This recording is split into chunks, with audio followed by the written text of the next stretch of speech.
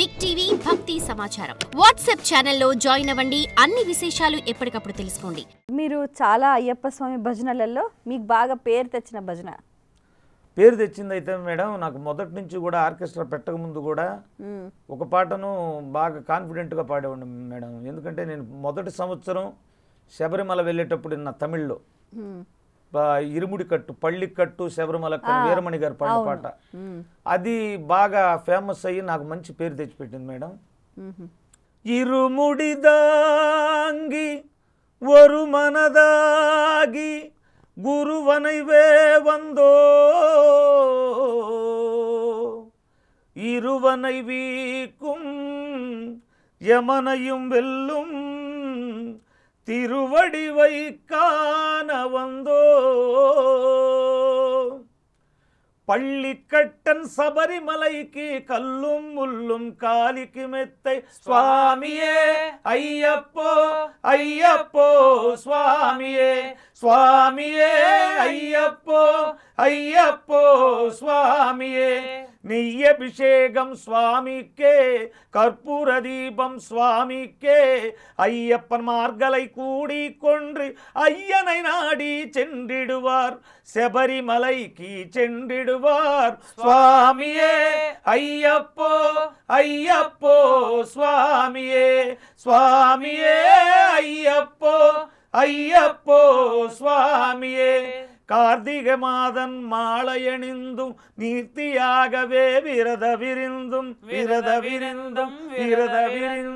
பார்த்தசாரதின் மைந்தனே உன்னை பார்க்க வேண்டியே தவமிறந்தி இருமுடி எடுத்து எருமேலி வந்து ஒரு மனதாகி பேற்றை துள்ளி அருமை நண்பராம் வாவரு தொழரே ஐயனின் அருமலை ஏறிடுவார் சுவாமியே ஐயப்போ ஐயப்போ స్వామియే స్వామియే అయ్యప్పో అయ్యప్పో స్వామియే.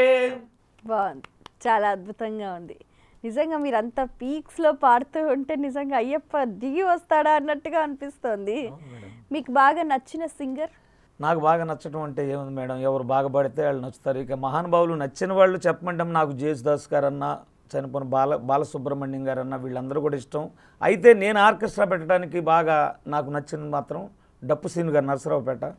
ఎందుకంటే అటువైపు కానీ తెలంగాణ వైపు కానీ ఈ ట్రెండ్ ఆర్కెస్ట్రాలు రావటానికి మూల పురుషుడు డప్పు సీను గారు. ఎందుకంటే అంతకుముందు అందరూ తప్పెట్లు డోలకులు పెట్టి పాడేవాళ్ళు. ఆయన ఎప్పుడైతే ఆ విధంగా వచ్చాడో ఇక అక్కడి నుంచి ప్రతి ఒక్కళ్ళు పుట్టగొడుగులాగా ఆర్కెస్ట్రాలు పెట్టుకొని వీధికో గాయకుడు అయిపోయాడు ఇప్పుడు. అట్లా వచ్చేసింది. అయితే మూల పురుషుడు మాత్రం ఆయనే, నాకు నచ్చిన ఆయన కూడా ఆయనే. బాగుంది. సో ఇంకా భవిష్యత్తులో ఇలాంటి పాటలు నేర్చుకోవాలని ఆసక్తి ఉన్న వారికి మీరేమైనా నేర్పిస్తారా? చాలా మంచిది కదా మేడం. ఈ రోజున ఆ రోజున పాటలు పాడితే ప్రతిభ బయటకు రావడానికి ఎవరికి తెలిసేది కాదు. ఈరోజు ఎవరు తీయక్కర్లేదు బయటకి. సోషల్ మీడియా వచ్చేసింది, ప్లాట్ఫామ్స్. ఈరోజు ఎంతమంది కళాకారులు, ఇది గనక లేకపోతే ఎంతమంది కళాకారులు మరుగున పడిపోయేవాళ్ళు. కాబట్టి ప్రతి ఒక్కరూ పాడాలి. అది డివోషనల్ కానీ, ఫోక్ సాంగ్స్ కానీ, సినిమా సాంగ్స్ కానీ, ఎవరు నచ్చిన రంగంలో వాళ్ళు రాణిస్తే అందరం కూడా బాగుంటాం. వాస్తవానికి మనకున్న నవవిధ భక్తి మార్గాల్లో కూడా ఈ సంగీతానికి, గానానికి, గీతానికి భగవంతుడు చాలా త్వరగా ప్రసన్నం అవుతారంట. నిజమేనంటారా? నిజమండి. మనకి ఉపనిషత్తులోనే ఒక వాక్యం ఉంది, కృతస్థే కురితే యాజన్ యజ్ఞస్తత్రేతాయం ద్వాపరే ధ్యాయాన్ కలియుగే సంకీర్తి కేశవం. కృతయుగంలో, త్రేతాయుగంలో యజ్ఞయాగాది క్రతువులు, ద్వాపర యుగంలో తపస్సులు చేస్తే ఎంత ఫలితం వస్తుందో, కలియుగంలో సంకీర్తన, ఈ పాటలు పాడటం సంగీతంతో అంతట ఫలితం వస్తుంది. నువ్వు యజ్ఞాలు కోట్లు పెట్టి చేయాల్సిన అవసరం లేదు. భగవంతుణ్ణి మనసారా నోటితో రామ కృష్ణ ఇట్లా అంటే వెంటనే భగవంతుడే నేను ఫలితాన్ని ఇస్తానని చెప్పాడు అక్కడ.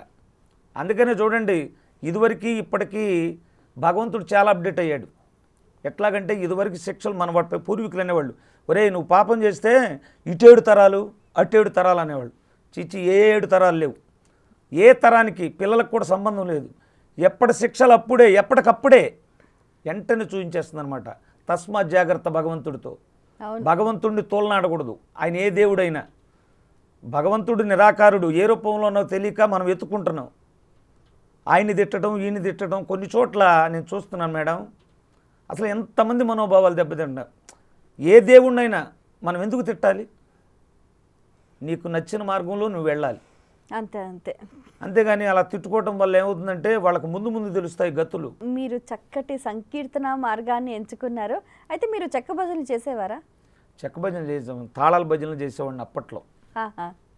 అప్పట్లో గుడుల్లో కూర్చొని ఆహా. తాళాల భజనలు చేసేవాడిని. ఆ. మళ్ళీ ఉషశ్రీ గారు, చనిపోయిన విశ్వశ్రీ గారి లాగా వాడుక భాషలో రామాయణం, భారతం అవి అప్పుడప్పుడు చెప్తా ఉండేవాడిని అంటే మైకుల్లో. పురాణాల పైన కూడా అవగాహన ఉందా? అప్పుడు ఈ మార్గంలోకి వచ్చిన తర్వాత నా అన్వేషణ చాలా జరిగింది మేడం.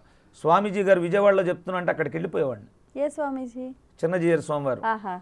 సుందర చైతన్యానందుల వారు రాజమండ్రిలో ఇట్లా చెప్తున్నారంటే మనకి ఇదే పని మేడం. తర్వాత పుటపర్తి సాయిబాబా వారు ఉన్నారు. సనాతన సారథి అనే పత్రిక వచ్చేది. ఆ పత్రికలో ఆయన ఉపన్యాసాలన్నీ ఉండేవి. అట్లా చదువుతూ ఉండేవాడిని అనమాట. For more videos like this, subscribe Big TV channel.